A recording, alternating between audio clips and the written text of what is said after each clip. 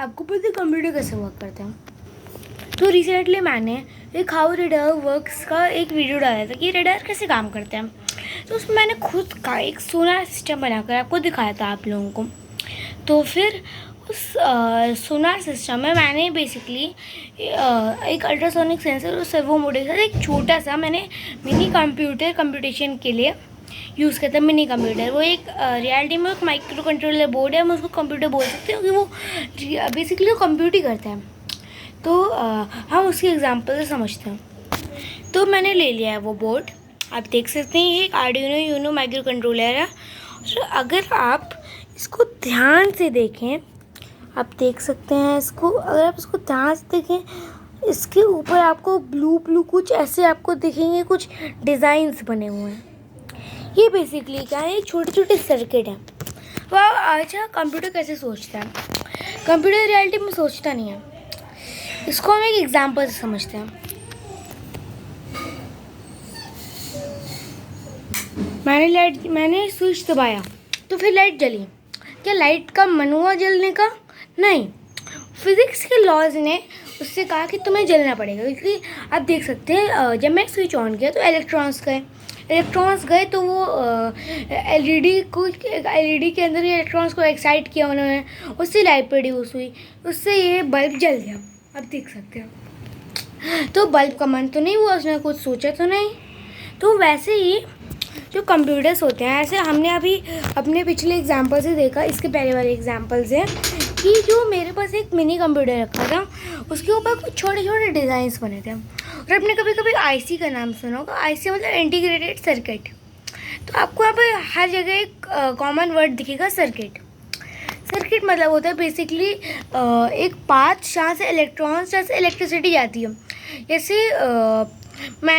जैसे आप देख सकते हैं, मैं स्विच ऑन किया और लाइट जली, तो फिर ये एक सर्किट है। ये जो पावर सोर्स है यानी पावर हाउस से, यहाँ से बिजली आती है, वहाँ से एक वायर गया स्विच तक, और स्विच से वो वायर जो है बल्ब तक गया। तो एक सर्किट हुई, उनकी यहाँ से इलेक्ट्रॉन्स जो हैं, वो जो इलेक्ट्रिसिटी है वो पास हो सकती है।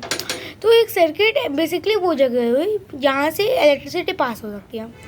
अब इसमें जो डिज़ाइंस बनते हैं कंप्यूटर में, मैंने आपको अभी इस एग्जांपल में भी दिखा, आपने कई सारे कंप्यूटर्स में देखा होगा, वो रैंडम डिज़ाइंस नहीं होते हैं, वो बहुत ज़्यादा सोच समझ के एकदम उसको बहुत ज़्यादा कॉम्प्लेक्स होते हैं।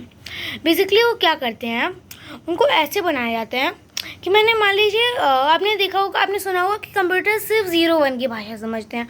वो 0-1 हम उनको कैसे बताते हैं? अगर हम स्विच ऑन करेंगे तो वो 1 होगा, अगर हम स्विच ऑफ करेंगे तो वो 0 होगा। तो बेसिकली उन स्विचेस को बहुत छोटे छोटे स्विचेस होते हैं, हम लोग ट्रांजिस्टर्स कहते हैं।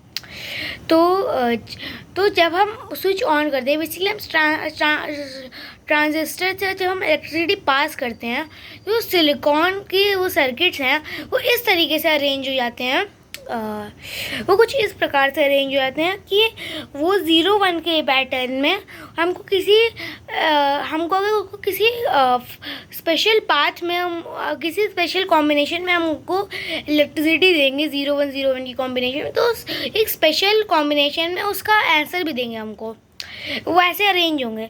सिर्फ मैंने बाइनरी में 2+2 लिखा, बाइनरी की अलग लैंग्वेज होती है 0-1 की भाषा, उसको बहुत ज़्यादा मुश्किल से साइंटिस्टों ने डिकोड किया।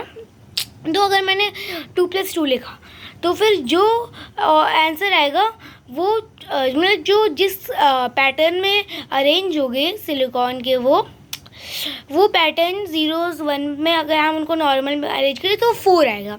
बेसिकली उसका मन नहीं हुआ, फिज़िक्स के लॉज के कारण उसने कंप्यूट किया। इसी को अगर हम बहुत बड़े स्केल पे, बहुत कॉम्प्लेक्स स्केल पे कर दें तो हमको ChatGPT, जेमिनी जैसे बहुत कॉम्प्लेक्स AIs भी दिखते हैं।